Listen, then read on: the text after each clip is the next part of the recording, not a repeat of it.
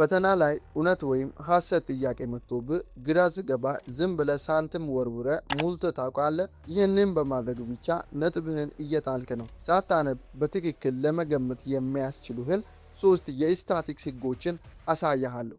አሁኑኑ ሰብስክራይብ አድርግና ፈተናህን በቀላሉ እለፍ። ፈተና ላይ እውነት ወይም ሐሰት ጥያቄዎች ሲመጡ ብዙ ተማሪዎች 50-50 እድል ስላላቸው ብቻ ዝም ብለው በእድል ይሞላሉ። ነገር ግን ፈተና የሚያወጡ ሰዎች ጥያቄውን ሲያዘጋጁ ሳያውቁት የሚተዉትን ትልቅ የሳይኮሎጂካል ወጥመድ አለ። በዓለም አቀፍ ደረጃ በቢሊዮን በሚቆጠሩ የፈተና ጥያቄዎች ላይ በተደረገ ሳይንሳዊ ጥናት ትሩ ኦር ፎልስ ጥያቄዎችን ሳታነብ እንኳን እስከ 70% በትክክል ለመገመት የሚያስችሉ 3 ድብቅ ህጎች አሉ። የመጀመሪያውና አስገራሚው ህግ ዘትሩ ቢያስ ወይም የእውነት ዝንባሌ ይባላል። ጥናቶች እንደሚያሳዩት ፈተናዎች ከሐሰት ይልቅ እውነት የሆኑ አረፍተ ነገሮችን የማዘጋጀት ዝንባሌያቸው 56% ይበልጣል። ለምን ካልክ መምህራን ፈተና ሲያወጡ መጽሐፍ ላይ ያለውን ትክክለኛ እውነት ቀጥታ ገልብጦ ማስቀመጥ ይቀላቸዋል። አዲስ ሐሰተኛ ወይም የውሸት አረፍተ ነገር ለመፍጠር ግን አእምሯቸውን ማጨናነቅ ስላለባቸው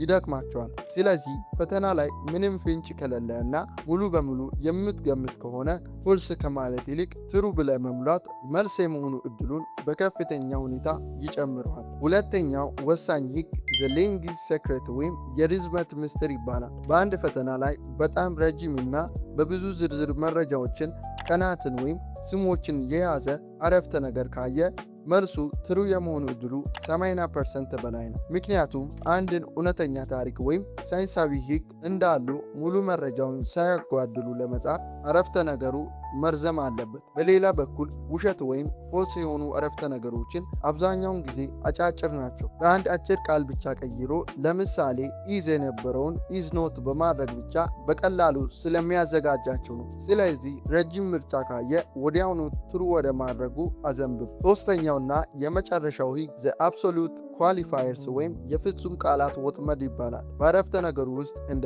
አልዌይስ፣ ነቨር፣ ኦል ወይም ነን የሚሉ ቃላትን ካየ መልሱ ፎልስ የመሆኑ እድሉ 90% ነው። ለምን ካልክ በሳይንስ በታሪክ ሆነ በማንኛውም ትምህርት ውስጥ 100% ፍጹም የሆነ ነገር እምብዛም የለም። ሁል ጊዜ ልዩ ሁኔታዎችን ወይም ኤክሰፕሽኖች አሉ። ስለዚህ ፈተናዎቹ እነዚህን ቃላት ከተጠቀመ አረፍተ ነገሩን በቀላሉ ስህተት ያደርገዋል። በአንጻሩ ግን እንደ ኦፍን፣ ዩዥዋሊ፣ ጀነራሊ ወይም ሳም የሚሉ ለስላሳ ቃላት ካሉ መልሱ ትሩ የመሆኑ እድሉ እጅግ ከፍተኛ ነው። ለማጠቃለል ያክል ትሩ ኦር ፎልስ ፈተና ላይ ሲጨንቅ በመጀመሪያ ፍጹም ቃላትን ፈልገ ፎልስ አድርግ። በመቀጠል በጣም ረጃጅም የሆኑት አረፍተ ነገሮችን አስተውል። ምንም ፍንጭ ከሌለ ደግሞ በእድል ትሩ ላይ ተወራረድ። እነዚህ ስልቶች ማጥናትን ባይተኩም ፈተና ላይ ግን ነጥብህን የሚያድኑ ድንቅ አማራጮች ናቸው። ይህ ቪዲዮ ጠቃሚ ሆኖ ካገኘው ላይክ ማድረግህን አትርሳ። ለጓደኞችህም ሼር አድርገው። እንደዚህ አይነት የፈተናና የጥናት ምስጢሮችን ሁል ጊዜ ለማግኘት